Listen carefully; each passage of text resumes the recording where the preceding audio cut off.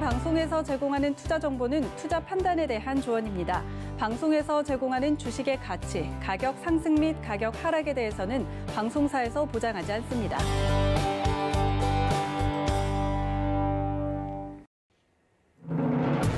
시청자 여러분 안녕하십니까? 출발 증시와이드 김선입니다. 코스피 시장 연 이틀 사상 최고치를 기록했습니다. 코로나19 백신 기대감과 더불어 뉴욕 증시가 옐런 전 연준 의장의 재무장관 임명을 반기면서 그 훈풍 우리 시장까지 불어왔는데요. 최근 견조하게 들어오고 있는 외국인 자금 어제도 어김없었습니다. 외국인은 어제 코스피 시장에서 7천억 원, 코스닥 시장에서도 1,800억 원가량 담아가면서 14거래일째 우리 시장 사주고 있습니다.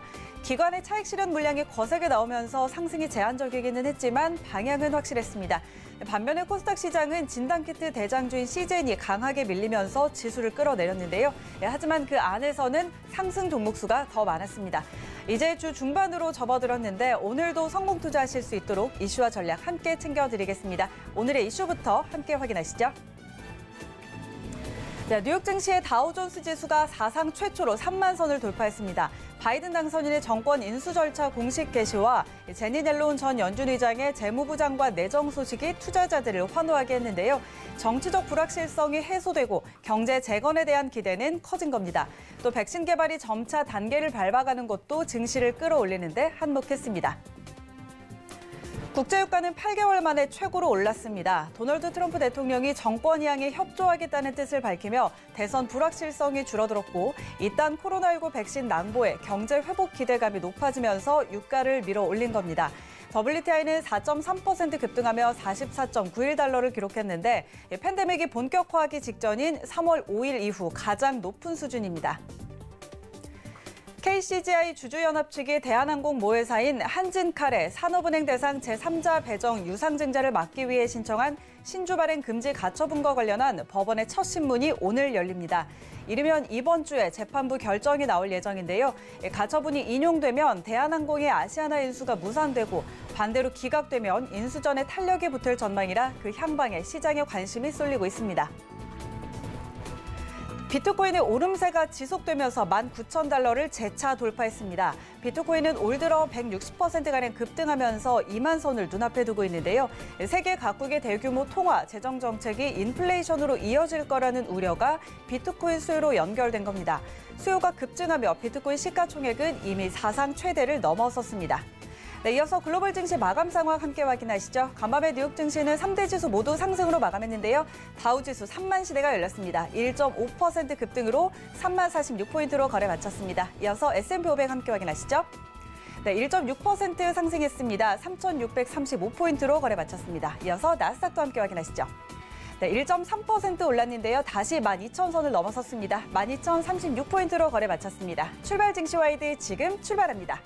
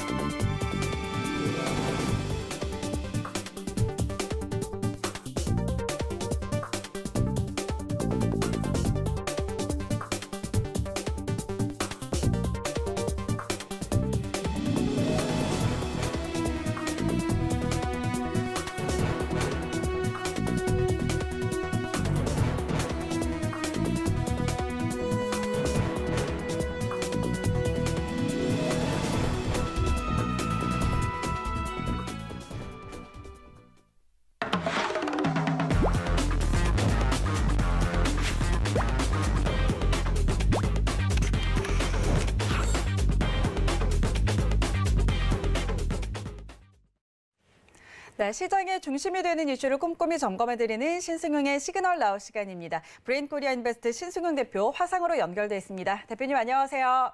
네, 안녕하십니까. 네, 반갑습니다. 자, 오늘도 뉴욕 증시 마감 상황 먼저 짚어보도록 하죠. 다우 지수가 3만 포인트를 넘어섰습니다. 일단 제닛 옐런 전 연준 의장이 재무장관으로 임명된 데에 대해서 시장이 환호하고 있고 또 바이든 당선인이 정권 이양을 공식적으로 시작을 하면서 이 부분도 같이 영향을 줬는데 자세한 상황 짚어주시죠. 네, 말씀하셨던 대로 다우지수가 사상 첫 번째로 3만 포인트를 돌파하는 3만 포인트와 29,999포인트와는 그렇게 큰 차이는 없어 보입니다만은 상당 부분 상징적인 의미를 이제 보이게 되면서 실질적으로 시장 내 긍정적인 투자 심리의 지속을 어쩌면 계속해서 확인해 나가고 있다라는 그런 모습 계속해서 시장에서 나타나고 있다라는 생각입니다. S&P 500 지수 역시 사상 최고치를 다시 한번 경신하는 그런 모습이었고요. 나스닥 지수 12,000포인트를 넘어서면서 마감하는 그런 모습이었습니다. 지난밤 긍정적인 소식이 상당 부분 있었습니다. 한 4가지 정도로 요약이 될 수 있을 것 같은데요. 첫 번째는 백신 랠리에 대한 기대감이 지속되었다라는 점. 그동안 3상의 3상을 진행하던 대표 주자들 화이자, 모더나, 아스트라제네카 등이 있었는데요. 이제 마지막으로 아스트라제네카까지 90% 이상 그 효과가 검증이 되면서 실질적으로 화이자와 그리고 모더나 더 나아가서 아스트라제네카까지 이제 FDA 승인을 바로 코앞에 두고 있다라는 점. 다만 지금 이제 계속되는 코로나의 급속한 확산 이런 부분들은 여전히 이번 주 후반 이제 미국 시간으로는 내일이죠. 목요일 날 있을 땡스기빙 데이 추수감사절 연휴를 앞둔 상황에서 상당히 우려스러운 부분이 있기는 있지만 그럼에도 불구하고 FDA 긴급 승인 그렇게 되면서 12월부터는 코로나 백신 접종이 가능하다라는 긍정적인 어떤 그 기대감들이 지금 현재 계속 확산되어져 가는 코로나에 대한 우려감을 계속 상쇄시켜가는 그런 모습이 나타나고 있다라고 보셔야 될 것 같습니다. 일단 두 번째는 옐런 전 연준 의장의 재무장관 내정 소식이 실질적으로 전반적인 미국의 경기 회복을 가속화시킬 수 있을 것이라는 기대감. 여기에 파월 의장 역시 어제도 마찬가지였죠. 시장에 계속 지속적인 유동성 공급에 대한 확신 계속 주면서 실질적인 재정 확대 정책이 상당 부분 기대가 되고 있다라는 점. 어떠한 이견도 없이 파월 의장의 유동성 확대와 옐런 재무장관 내정자의 어떤 그 재정 확대 이런 부분들이 시장 내 긍정적인 유동성을 계속해서 공급할 것이다라는 기대감과 맞물리면서 경기 회복이 조금 더 빨라질 수 있다. 이런 부분들이 실질적으로 전체적인 투자 자금의 대순환 이동을 계속해서 가속화시키고 있다라는 평가 가능할 것 같습니다. 대표적으로 리플레이션 트레이드와 가치주 로테이션 등을 들 수 있을 것 같고요.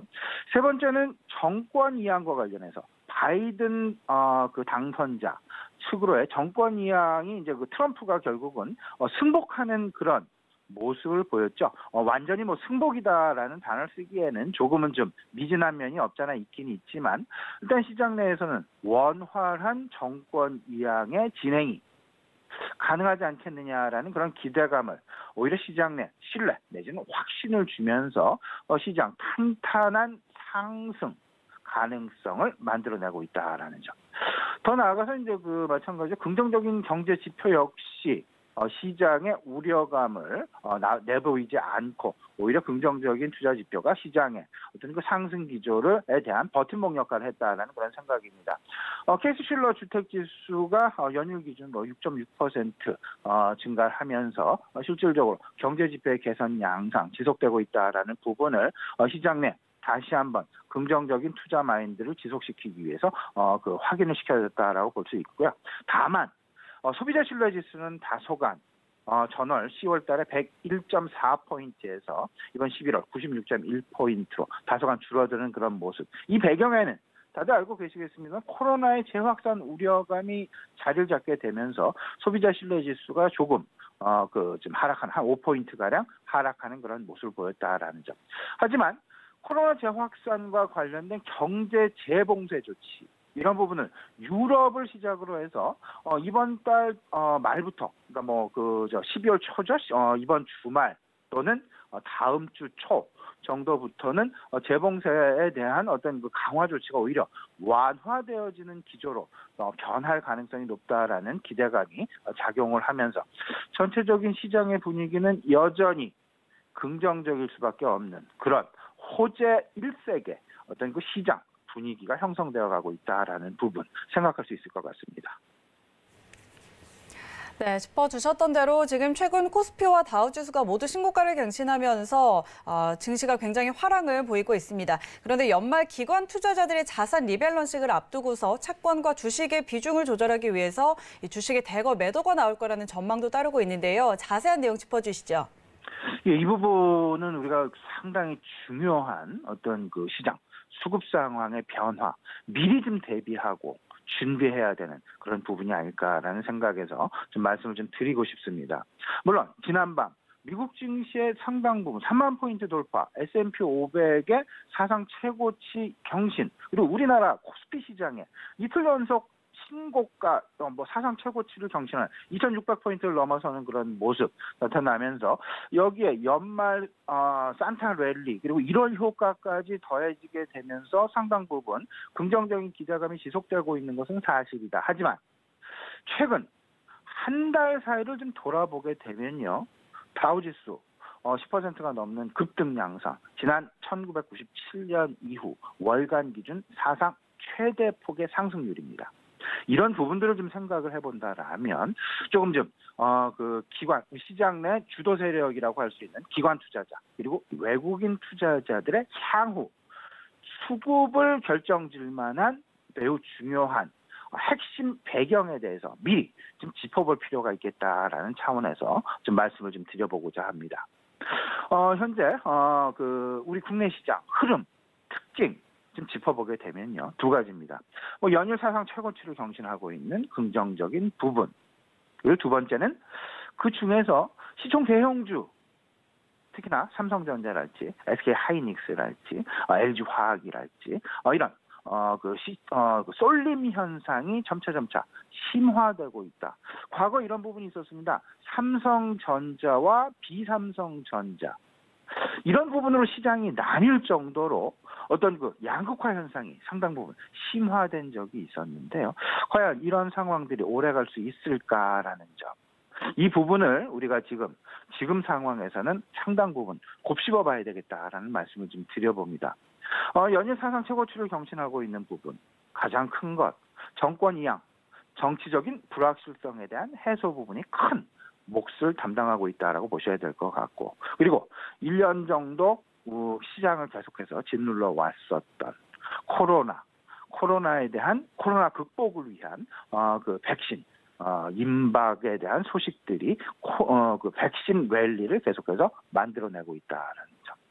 여기에 외국인들이 지난 10월 달까지 30조 원가량을 순매도했었습니다. 이 비어있는 수급, 공백, 이 부분이 빠른 속도로 포트에 대한 공백 메꾸기가 진행이 되면서 그 시총 대형주나 업종 대표주를 중심으로 해서 먼저 외국인들의 비어있는 포트폴리오가 채워져가는, 그렇게 되면서 주가 지수가 상당 부분 급등해 나가는 그런 모습들이 나타나고 있다. 근데 어제 시장의 움직임을 우리 시청자들 잘 좀 살펴보셔야 될 것 같습니다. 어제 우리 시장을 가장 긍정적으로 만들었던 부분은요, 결국은 옐런 의장의 재무장관 내정 소식과 그 다음에 또 하나 백신 임박 소식이었다라는 점. 근데 어제 삼성전자의 흐름, SK하이닉스의 흐름 잘 살펴보면요, 장 초반에는 상당 부분 긍정적인 흐름, 삼성전자 한때 69,000원까지 상승하는 그런 모습이 나타났었죠. 하지만 플러스 200원으로 마감을 하는, 다소간 좀 상당 부분 막혀있는 그런 좀 답답한 양상의 흐름이 전개되었다라는 부분을 어제 시총 대형주들의 움직임을 통해서 우리가 좀 확인해 볼 수 있었을 것 같은데요. 이 배경에는 분명히 뭐가 있다. 그러니까 뭐냐 하면 외국인이나 아니면 기관 투자자들, 그들이 어쩔 수 없이 팔 수밖에 없는, 매도할 수밖에 없는, 수급이 매수보다 매도가 더 많이 나올 가능성 분명히 내비쳐지고 있다라는 어떤 그 힌트를 우리에게 계속해서 주고 있는 부분이 아닌가. 자산의 어떤 그 쏠림 현상이 이제는 점차 완화되어져 가는 그런 모습으로 바뀔 가능성이 있겠다라는 점. 여기에는 기관 투자자들 그리고 외국인 투자자들의 투자 전략을 우리가 살펴봐야 됩니다. 최근 주가 지수가 지수 기준으로 20%가 넘는 급등 양상이 우리나라는 물론 미국 시장, 유로존 시장 나타나고 있습니다. 그러다 보면 연초 대비해서 지난 연말 대비해서 어떤 그 자산 배분, 리밸런싱에 대해서 이제 생각을 할 수밖에 없는 그런 상황. 자산의 대표적인 자산에는 주식, 채권, 부동산, 대체 투자, 그리고 환 등이 있을 수 있습니다.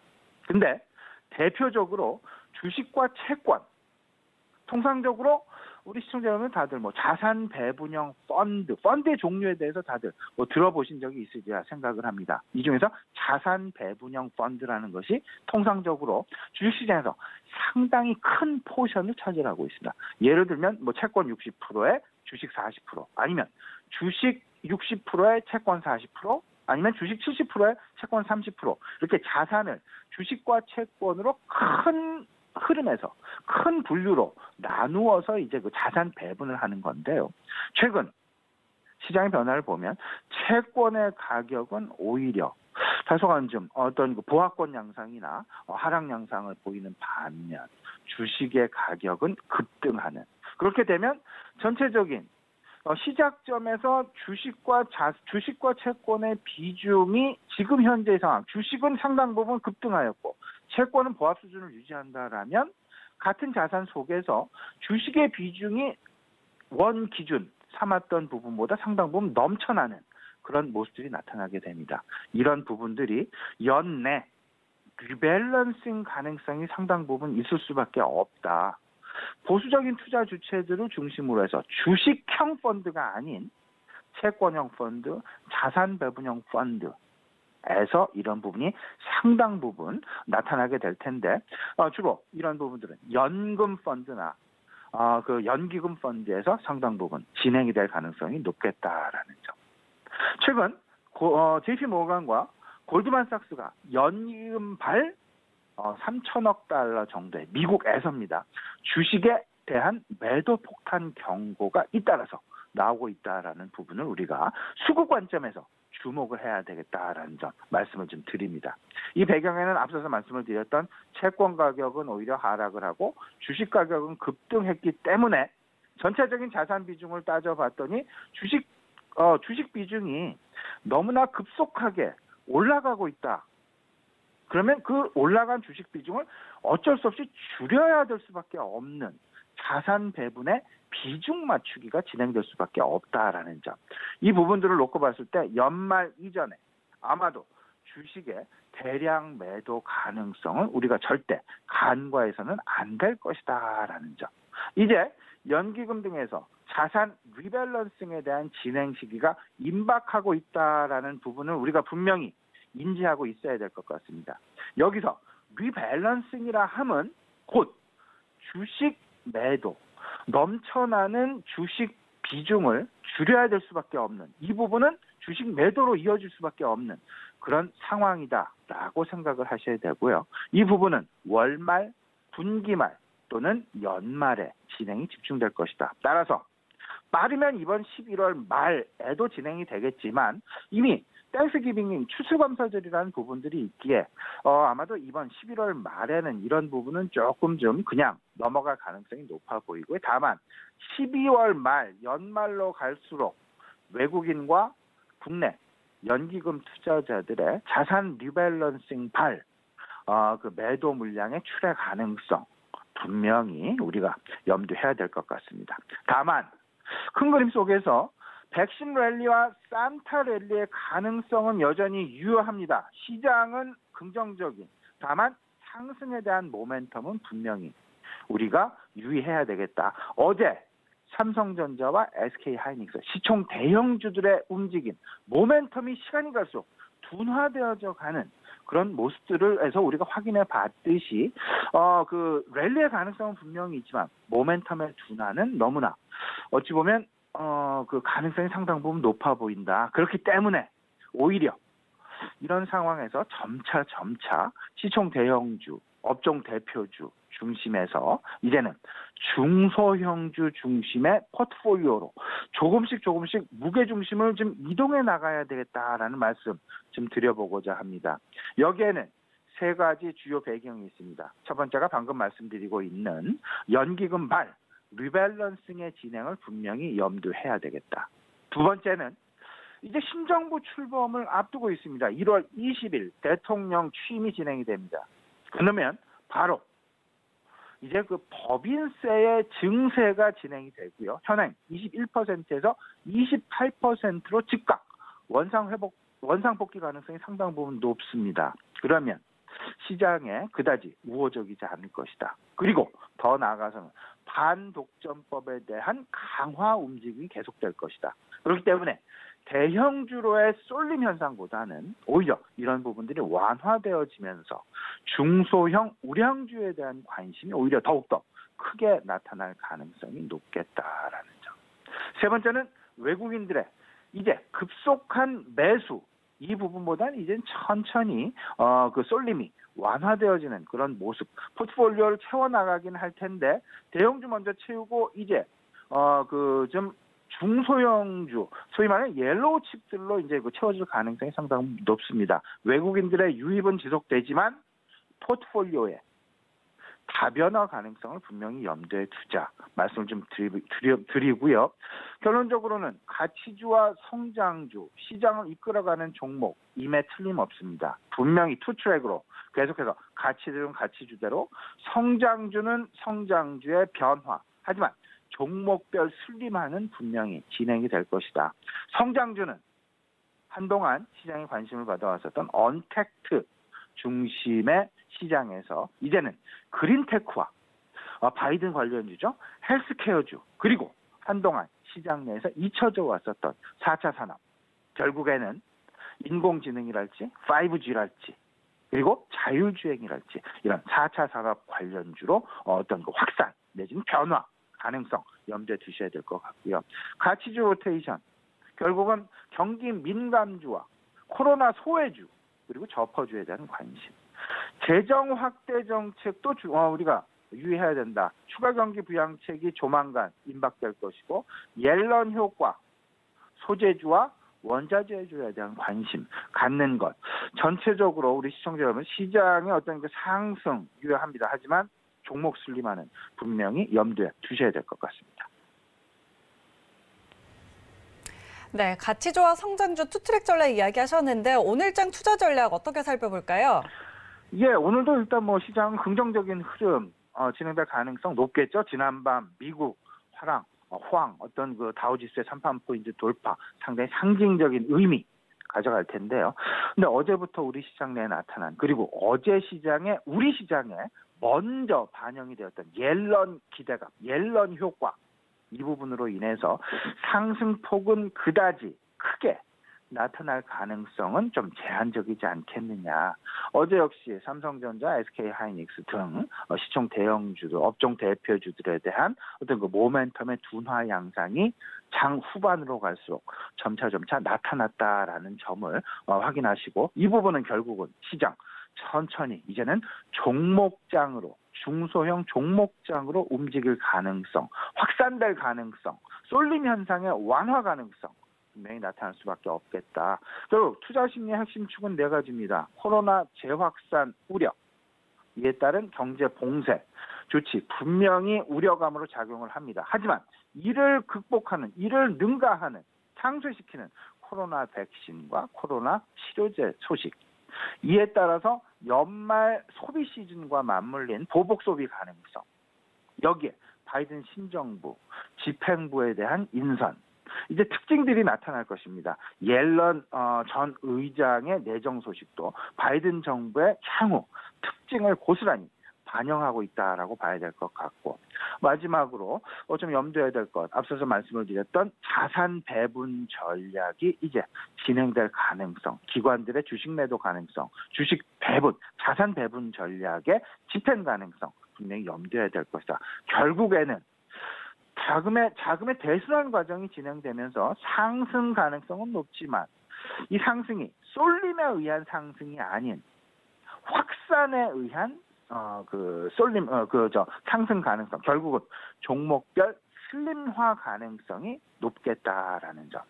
그렇게 된다라면 결국은 신정부 정책 모멘텀과 관련된 그린텍과 헬스케어, 그리고 옐런 의장을 비롯한 파월 의장 추가적인 경기 부양책의 어떤 기대, 이로 인한 경기 민감주와 원자재주에 대한 관심, 그리고 코로나 장기 소외주들에 대한 관심, 연말 소비, 보복 소비, 결국은 내구 소비재와 전자 유통과 관련된 부분, 외국인과 관련된 점, PER과 ROE를 중심으로 한 밸류에이션, 쏠림 현상의 완화 부분.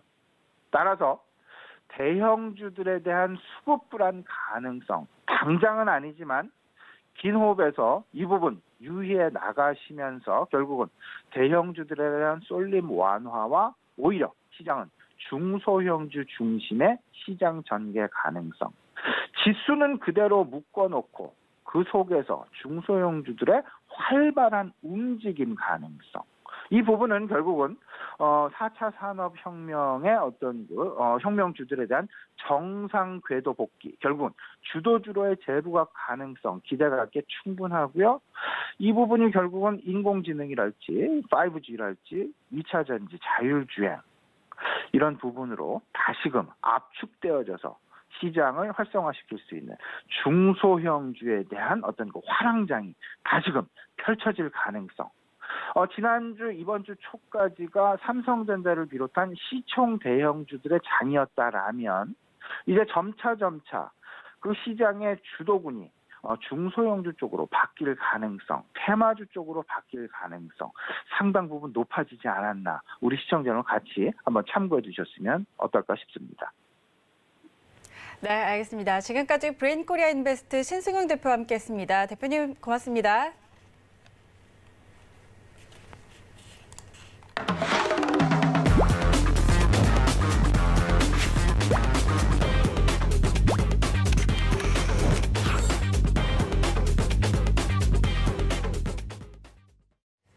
네, 국내외 시장 쟁점 분석해보는 라이브 이슈 타임입니다. KTB 투자증권의 이성훈 과장 전화 연결돼 있습니다. 과장님 안녕하세요.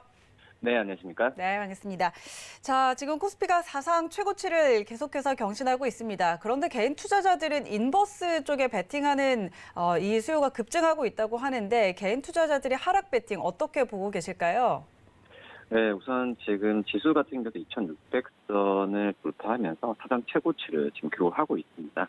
역시 외국인들의 힘이 가장 컸다라고 볼 수 있겠는데, 이 외국인들이 코스피 시가총액 상위 종목을 중심으로 공격적인 순매수를 지금 나서고 있는 상태입니다. 하지만 반면에 개인들 같은 경우에는 시총 상위주에 대한 차익 실현이 나와주면서 지수 하락에 베팅하는 인버스 ETF, 상장 지수 펀드죠. 인버스 ETF를 대규모 순매수하는 모습을 보여주고 있는데요.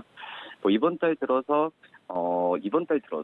이 개인들 같은 경우는 코데스크 200 선물 인버스를 2,772억 원어치 사들인 모습을 보여주었고요. 한마디로 이 기간에 개인 순매도 종목 1위입니다. 이 코데스크 200 선물 인버스라는 부분은 이 코스피 200 지수를 역으로 2배 추종하면서 일명 고버스라고 지금 불리는 그 지수라고 좀 볼 수 있겠는데요. 이거 외에도 코덱스 인덱스 같은 경우에도 1,358억 원치를 사들이면서 개인 순매수 3위를 지금 기록을 하고 있는 상태입니다. 이런 개인들이 지금 지수 하락에 베팅하는 그런 모습을 좀 보여주고 있고요. 올해 봤을 때도 국내 증시의 회복 과정에 핵심적인 역할을 했던 개인들 같은 경우가 최근에 이제 외국인들의 매도세의 지수가 사상 최고치를 경신하면서 매도세를 보이는 그런 부분인데요. 이제 개인들 같은 경우에는 그동안에 어떤 ETF를 대거 매도하는 보수 외국인과 정반대의 투자 행보를 향후에도 펼칠 가능성이 좀 있다라고 볼 수 있겠고요. 개인들이 그간 이제 보유했었던 시총 상위 종목들에 대한 차익 실현과 함께 이 지수의 레벨에 대한 부담감을 많이 느끼고 있지 않나 이렇게 판단이 좀 되고 있습니다. 하지만 이제 개인의 어떤 매도 규모의 이 시가총액 상위주들에 대한 매도 규모 확대가 어떤 증시에서의 자금 이탈로 이어진다고 볼 수는 없고요. 이 개인의 순 매도가 지금 나와줌에도 불구하고 이 투자자 예탁금은 가파르게 증가하고 있는 걸 본다고 하더라도 너무 이제 개인들의 매도 부분이 시장에 미친 영향이 크다라는 부분은 크게 좀 신경 안 써도 되지 않을까 이렇게 판단이 되고 있습니다. 우선 올해 그 개인의 투자자 예탁금 같은 경우에도 이 제로금리 환경에서 시중에 부동자금이 증시로 유입된 결과라고 좀 판단이 되고 있고요. 지금 현재 차익 위치에 도달했어도 다른 투자 대안을 찾지 못한 만큼 어떤 중장기 포지션을 유지해야 되는 게 지금 현재 개인들의 어떤 좀 그 투자 성향이지 않을까 여기 좀 판단되고 있습니다. 네, 그런가 하면 두산인프라코어의 본입찰이 시작이 됐습니다. 현대중공업그룹과 유진그룹 2파전으로 진행이 될 텐데요. 관전 포인트 어디에 있을까요? 네, 우선 2파전으로 될 가능성이 크다라고 좀 볼 수 있겠는데요. 다만 이제 그 두산인프라코어의 그 1조 원에 가까운 이 소송 관련 우발 채무, 이 부분은 인수정 막판까지는 변수라고 좀 생각이 되고 있고요. 우선 두산중공업과 두산인프라코어의 매각 주관사죠. 이 크레디트 스위스 같은 CS 같은 경우가 이 본입찰을 진행을 했는데요. 현대 공업지주 그리고 한국산업은행 인베스트먼트 그리고 유진기업이 참여한 것으로 지금 알려지고 있는 상태고요. 그러니까 적격 예비 후보죠. 이 쇼 리스트에 오른 이 GS건설 또 도미누스 인베스트먼트, MBK 파트너스, 또 글렌우드 프라이드 에쿼티 같은 경우에는 좀 불참한 그런 모습을 좀 보여주었습니다. 우선 매각 입장에서는 이 우선 협상자를 우선 선정하고요. 연내 주식 매매 계약, 그러니까 SPA를 체결하는 것이 목표라고 좀 볼 수 있겠고, 이번 매각 대상은 두산중공을 보유한 두산인프라코의 지분은 36.07%입니다. 우선 현대중공업지주의 컨소시엄 같은 경우에는 계열사인 현대건설기계와 좀 시너지가 좀 기대가 되는 부분인데, 우선 공동 딜러망 구축 같은 이 규모의 경제를 구축할 수 있다는 점에서는 긍정적이다라고 볼 수 있겠고요. 이 전기 불사기, 또 무인 자동화에 같은 이 미래기술 관련 플랫폼 공동 연구 개발도 좀 기대가 되고 있는 상황입니다. 이렇게 인수에 대한 강한 의지를 가지고 있던 만큼 매각 측 같은 경우에는 공정한 입찰을 꾸준히 좀 주문해 온 상태라고 볼 수 있겠고요. 이 현대중공업그룹이 두산인프라코를 인수하고 또 현대건설기계 합치면은 이 전 세계로 봤을 때도 빅5 건설계 제조 업체로 도약할 가능성이 크다라고 볼 수 있겠고, 2018년 실적 기준으로 봤을 때 이 글로벌 건설기계 시장에서 이 두산인프라코의 시장 점유율 3.7%로 9위입니다. 현대건설기계는 1.5%로 20위라고 볼 수 있겠는데, 그렇기 때문에 현대건설기계가 이 두산인프라코를 합병하면은 시장 점유율이 5.2%로 세계 5위인 이 볼보건설기계 수준으로 뛰어올 수 있다라고 좀 볼 수 있겠고요. 우선 하지만 다른 측에서는 이 어떤 소송 문제가 지금 해결되지 않았고, 이 관련 대책이 미흡하다는 점에서 이 본 입찰에 참여하지 않은 부분들은 이 부분을 좀 얘기를 하고 있습니다. 이 두산그룹이 미래에셋 자산운용 같은 이제 재무적 투자자가 벌이고 있는 이 주식 매매 대금 청구 소송이 지금 걸림돌이라고 볼 수 있겠고요. 그렇기 때문에 이런 여러 가지 소송에 대한 부분에서 막판 변수로 작용할 가능성이 있기 때문에 한번 최종 결정 날 때까지는 계속 지켜봐야 된다라고 좀 볼 수 있겠습니다. 네, 그리고 내일 하는 금통위가 예정이 돼 있습니다. 올해 마지막 금통위인데 채권업계 종사자 200명을 대상으로 한 설문조사 결과 98%가 금리를 동결할 거다라고 전망을 했다고 합니다. 금통위 전망과 시장 영향 어떻게 보실까요? 네, 우선 채권 전문가들 대부분은 이번 달 기준금리를 현행 0.5%는 동결할 가능성이 크다라는 부분을 좀 대답을 하고 있고요. 우선 지금 지난 11일에서 17일까지 이 채권업계 종사자 200명에게 이 설문조사한 결과인데요. 응답자 98명 중 이 96명이 이번 달 기준금리에 동결될 것으로 좀 예상하고 있습니다. 나머지 2명 정도만 한국은행이 기준금리를 인상할 것이라고 좀 답했고요. 이 채권 전문가 대다수가 이 코로나19 재확산 우려와 이 백신 개발에 대한 기대감 사이에서 한국은행도 현 금리 수준을 당분간 이어갈 것이라는 그런 부분이고요. 우선 지금 채권시장 종합지표죠. BMSI 같은 경우는 전월보다 이 8.8%, 12월 달에 봤을 때도 하락한 91.3으로 집계됐는데, 이 지표가 100 이상이면은 채권시장 강세, 그러니까 금리 하락이죠.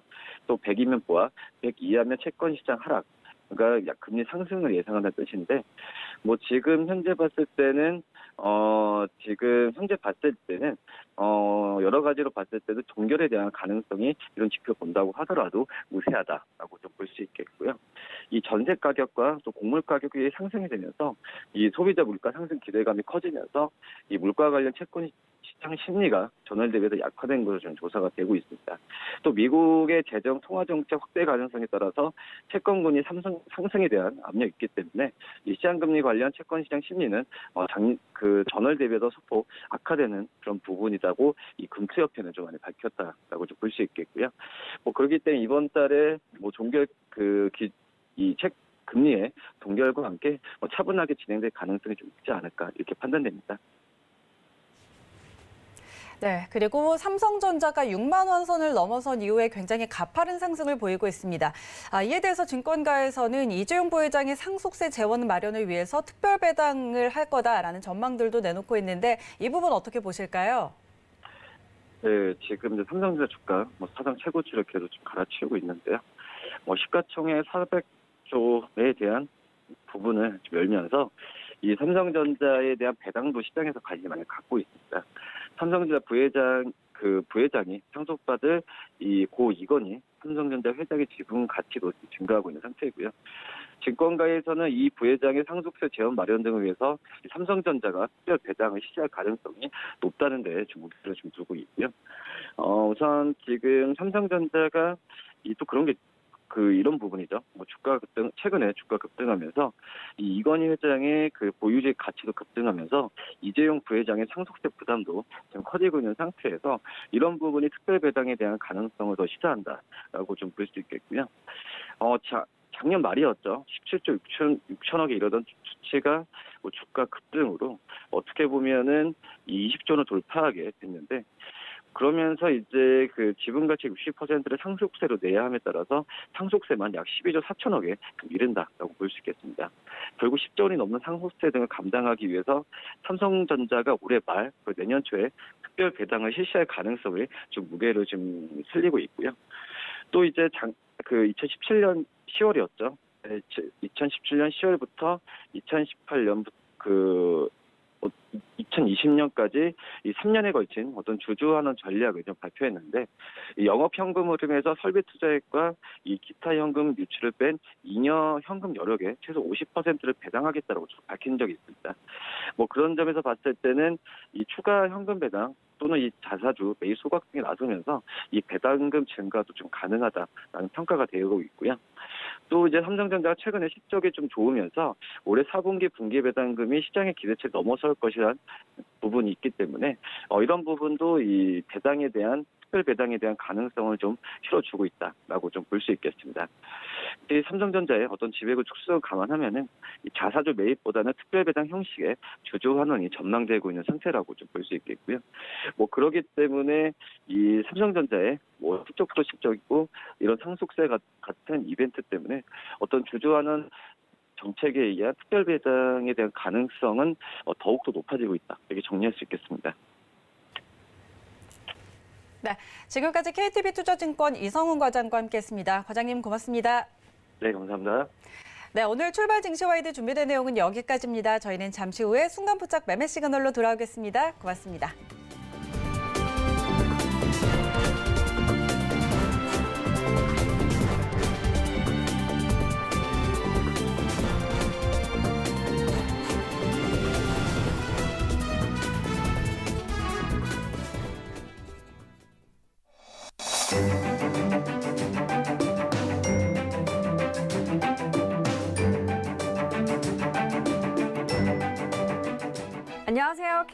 라이프스타일 예보 발표합니다. 오늘은 호흡기 건강에 주의가 필요합니다. 강원 영동과 제주를 제외한 전국에서 먼지 농도가 나쁨 단계까지 오르겠는데요.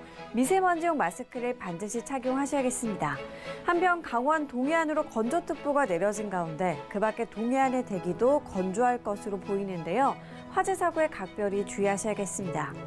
한편 오늘도 일교차가 크게 벌어집니다. 아침에는 서울이 0도, 전주는 1도, 대구는 2도로 다소 춥지만 낮에는 10도 안팎까지 기온이 큰 폭으로 오르겠는데요. 환절기 건강관리를 잘해 주셔야겠습니다. 오늘은 중국 산동반도 부근에서 동진하는 고기압의 영향을 받겠습니다. 다음은 자세한 지역별 날씨입니다. 중부지방 하늘은 맑겠지만 종일 공기가 탁하겠고 일교차도 크겠습니다. 낮 기온 서울이 9도, 대전은 12도까지 오르겠습니다. 동해안 대체로 맑은 하늘이 예상되고 대기가 건조하겠습니다. 낮 동안 속초 12도, 울진은 14도가 되겠습니다. 남부지방의 하늘 대체로 맑겠고요. 차츰 먼지 농도가 짙어지겠습니다. 한낮 기온 광주 13도, 부산은 15도로 큰 추위는 없겠습니다. 바다의 물결은 0.5에서 2m로 잔잔하게 일겠습니다. 모레 낮부터는 다시 찬바람이 불며 기온이 큰 폭으로 내려가 추워지겠고요. 추위 속에 동해안과 전라 해안, 제주도에는 비 또는 눈이 내릴 것으로 예상됩니다. 날씨였습니다.